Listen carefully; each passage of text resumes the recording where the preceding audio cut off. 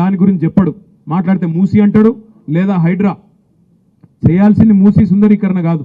మూసి గబ్బంతా ముఖ్యమంత్రి నోట్లే, వాళ్ళ మంత్రుల నోట్లోనే ఉన్నది. మొదలైతే వాళ్ళ నెత్తుల నిండా గబ్బున్నది. దిక్కుమాలిన మాటలు, దిక్కుమాలిన ఇష్టం వచ్చిన రోత ఉట్టించే మాటలు, మామూలు మనుషులు మాట్లాడే మాటలు కూడా కాదు. ఇడిసిపెట్టాం ముఖ్యమంత్రి, నీ గబ్బు మాటలకు, నీ మంత్రుల చెడ్డ మాటలకు చూస్తా ఊరుకున్నాం. చాలా రోజులు 4-5 ఏళ్ళు ఇష్టం వచ్చినట్టు పిచ్చోన్లే కొరినా ఊకున్నాం. కానీ అలా బాధ్యతలో ఉన్నావు, ఇక నుంచి వదిలిపెట్టాం. ఆల్రెడీ నేను పరువు నష్టం దావా వేసినా, ముఖ్యమంత్రి మీద కూడా తొందరలోనే పరువు నష్టం దావా వేస్తా. ముఖ్యమంత్రి మీద వేస్తా, నా మీద అడ్డగోలుగా మాట్లాడిన మంత్రి గారిని కూడా ఇడిచిపెట్టా. క్షమాపణ చెప్పేదాకా అటు క్రిమినల్ ఇటు సివిల్ డిఫమేషన్ 2 సూట్లు కూడా వేస్తా. వదిలిపెట్టా అనే మాట కూడా నేను విజ్ఞప్తి చేస్తా ఉన్నా. తప్పే చేయనప్పుడు ఎవరిని అయ్యకు కూడా భయపడం. ఏం చేసుకుంటావో చేసుకొని మోడీకే చెప్పినాం, ఈ చిట్టినాయుడు ఎంత మనకనే మాట నేను విజ్ఞప్తి చేస్తా ఉన్నా.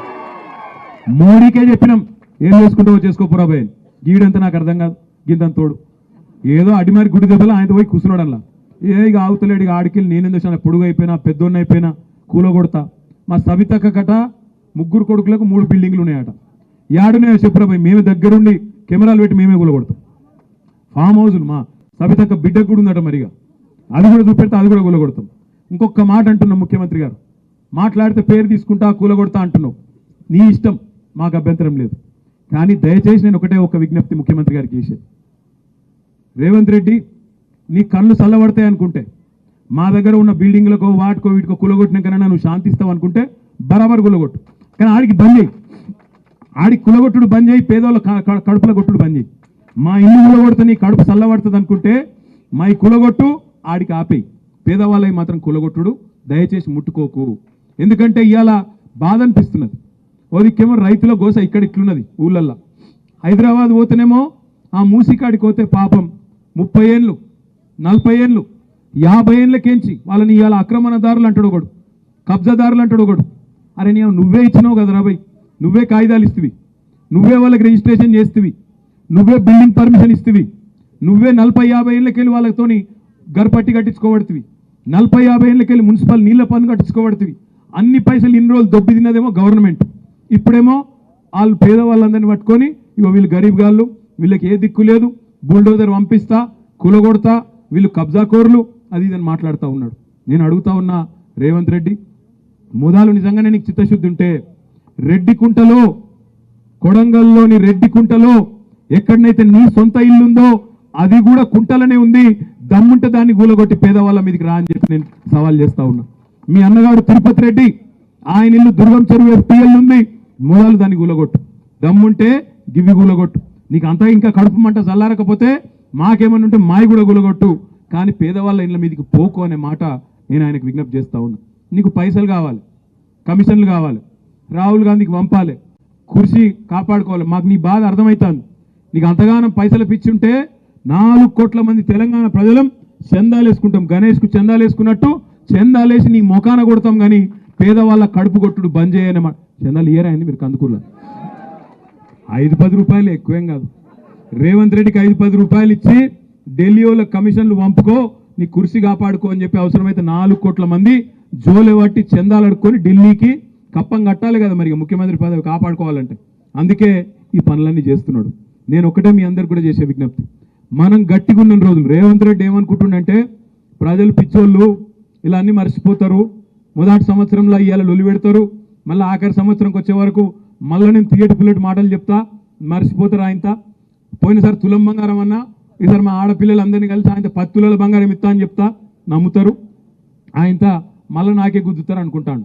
ఇంకొక మాట చెప్తున్నాడు అందరికీ, 100 రోజుల్లో అని చెప్పినా కానీ ఆఖరి 100 రోజులలో ఇస్తా. ఇప్పుడు ఏం తొందర ఉన్నది నాకు, ఆఖరి 100 రోజులలో ఇస్తేనే ఓటు గుర్తుపెట్టుకుంటారు, ఇప్పుడెందుకు ఇవ్వాలని మాట్లాడుతున్నాడు. నేను ఒక్కటే మీ అందరికి విజ్ఞప్తి చేసేది, మా ఆడబిడ్డలకు ముఖ్యంగా తారీఖు రాసి పెట్టుకోండి. మొదలు 100 రోజులలో ఇస్తా అన్నాడు, ఆ తర్వాత ఒక్కొక్క రోజు ఎంతెంత అయితే లేట్ చేస్తుండో మొత్తం మిత్తితో సహా ఇయ్యాలి. ఒక్కొక్కరికి ఎంత బాకీ ఉన్నాడో రాసుకోండి. ముసలోళ్ళకి ఎన్ని వేలు బాకీ ఉన్నాడు, ఆడపిల్లలకి ఎన్ని తులాల బంగారం బాకీ ఉన్నాడు, రైతులకు రైతు బంధు ఎంత బకాయి ఉన్నాడు, ఇంకా ఎవరికి ఏమేమి బకాయి ఉన్నాడో రాసి పెట్టుకోండి. మొదలు పెట్టిన రోజు అడగాలి ముఖ్యమంత్రిని, ఏమయ్యా మరి 100 రోజులలో మొదలు పెడతా అన్నావు, ఇన్ని రోజులకు ఇంకా ఏం దిక్కు లేదు, అతి లేదు, గతి లేదు, ఏం సంగతి అని అడగాలి. హుషారు కావాలి మనం. ఇట్స్ పెట్టొద్దు. అగో బతుకమ్మ సీరియల్ అంటుండు మా తమ్ముడు. బతుకమ్మ సీరియల్ ఎక్కడ తమ్మి? ఆయన ఇంట్లో ఉన్న సీరియల్ ఎత్తుకపోతే ఆయన గొప్పోడు. బతుకమ్మ సీరియల్ అయితే రావు, అవి ఎప్పుడో పోయినాయి. ఒక సీర కాదు 2 సీరియల్ ఇస్తా అన్నాడు మహిళలకు. నేను మహిళలకు చూసి రాది, ఒక్క సీర కాదు 2 సీరియల్ ఇస్తా అన్నాడు. మరి బతుకమ్మ పండుగకు ఇంతవరకు చీర లేదు. ఆఖరికి ఊళ్ళల్లో బతుకమ్మ కుంటలలో నీళ్లు సాఫ్ చేసి కొద్దిగా మంచిగా చేద్దామంటే ఊళ్ళల్లో పంచాయతీలలో పైసలు కూడా లేవు. అట్లాంటి పరిస్థితి ఇవాళ ఈ రాష్ట్రంలో ఉన్నది. మీరు చూసిండ్రు సబితక్క శాసనసభలో మాట్లాడితే బర్దాష్ అయితే లేదు ఆయనకు. బర్దాష్ గాక నోటికొచ్చినట్టు అవమానించిండు. నిజంగా మా కళ్ళలో నీళ్ళు తిరిగినాయి ఆ రోజు. 4:30 గంటలు సబితక్క, సునీతక్క, కోవలక్ష్మక్క ముగ్గురు ఆడబిడ్డలు, మేమేమో బయట కొట్లాడుతుంటే ముగ్గురు ఆడబిడ్డలు 4:30 గంటలు నిలబడే ఉన్నారు. 4:30 గంటలు నిలబడితే మొత్తం కాళ్ళు రెక్కలు గుంజితే కూడా ఒక్క నిమిషం మైకి ఇయ్యలే. ఒక గంట దయలేనోడు ముఖ్యమంత్రి. ఆఖరికి దిక్కులేక కింద కూర్చున్నారు. పోయి కింద అసెంబ్లీలో కింద కూలబడి ఇట్లనన్నా నిరసన చెప్తే ఇంటరేమో అని కూలబడితే ఆడబిడ్డలనే కనికరం లేకుండా, మన ఆడబిడ్డలను గౌరవించాలనే సంస్కారం లేకుండా, అందుకే ఆ రోజు అక్క అన్నది, నేను ఎంతో మంది ముఖ్యమంత్రులను చూసినా, ఏ ముఖ్యమంత్రి ఉన్నా అక్కడ కేసీఆర్ ఉన్నా, రాజశేఖర్ రెడ్డి ఉన్నా నన్ను ఈ పాటికి పిలిచి కూర్చోబెట్టి అమ్మా నువ్వు మాట్లాడు, నీకేం కావాలో చెప్పని చెప్పి మా బాధింటుండే. కానీ ఈ దుర్మార్గుడు, ఈ కిరాతకపు నాయకుడు మాత్రం అట్లా లేడండి. ఈ మనిషి మామూలుడు కాదు, ఈయన గుండె రాతి గుండె అని మాట్లాడింది. నేను అందుకే చెప్తా ఉన్నా, ఇట్లాంటి మనుషులకు కుక్క కాటుకు చెప్పు దెబ్బ అన్నట్టే సమాధానం చెప్పాలి తప్ప మర్యాదగా సమాధానం చెప్తే నడవదు. మేము చూస్తున్నాం అన్నీ. మొన్న చూసినాం ఒక అవ్వ, నిజంగా చెప్తున్నా, ఆ తిట్లు ఇంకొక ముఖ్యమంత్రి ఇంటనైతే యాడికెళ్ళినా దుంకి చచ్చిపోతుండే.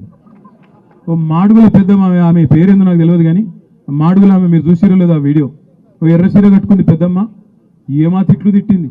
అమ్మతో చెప్తున్నా, నన్ను తిట్టింటే నేను అన్న దుంకి అంత సత్యపిక్తుంటే ఎందుకు రాబోయ్ ఈ రాజకీయం అని. అర్రెర్రెర్రె ఏం తిట్లవి నేను అడిగిన, నాకు తెలియక. మరి ఇట్లెట్లా తిట్లబట్టి ముఖ్యమంత్రి అనే భయం లేకుండా పోయింది మనోళ్ళకంటే.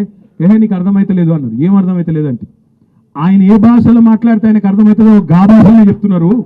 ఇక్కడ ఆయన భాష గట్లే ఉన్నది కాబట్టి ఆయన గదే భాషలో చెప్తారు, సమాధానం గట్లే ఉంటుందని చెప్పారు. ఎందుకంటే సామాన్యులను మోసం చేసి ఎక్కువ రోజులు తప్పించుకోలేవు. ముఖ్యమంత్రి కదా, సరే నీ చుట్టూ కార్లు, నీ చుట్టూ పోలీసు వాళ్ళు వీళ్ళు ఉంటారు కాబట్టి ఎవడేం చేయలేడు అనుకుంటున్నావేమో.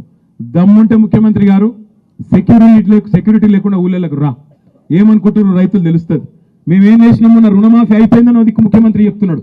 మేమేమన్నాం, మరి పోదంపా మీ అచ్చంపేట నియోజకవర్గంలో నీ సొంత ఊరున్నది కొండారెడ్డిపల్లి, ఇడికెళ్ళి దగ్గరనే ఉంటుంది, అక్కడ పోదాంపా అని అడిగినాం.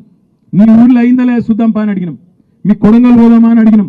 ఇక మా నరేందర్ రెడ్డి అని అయితే కొడంగల్ వివరాలన్నీ తెప్పించిండు. 2 మండలాలు, బొమ్మరాజుపేట, దౌలతాబాద్ అని 2 మండలాలు ఉంటాయి. మొత్తం తెప్పించి మొత్తం మేము ప్రెస్ ముంగట పెట్టినాం.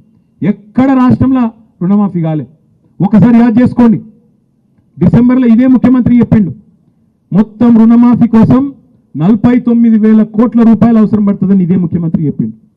49,000 కోట్లకెళ్ళి తెల్లారో మర్నాడో స్టేట్మెంట్ ఇచ్చిండు. ఏమున్నదా, ఒక్క సంవత్సరం కడుపు కట్టుకుంటే 40,000 కోట్లు ఇచ్చేయచ్చు అన్నాడు రేవంత్ రెడ్డి.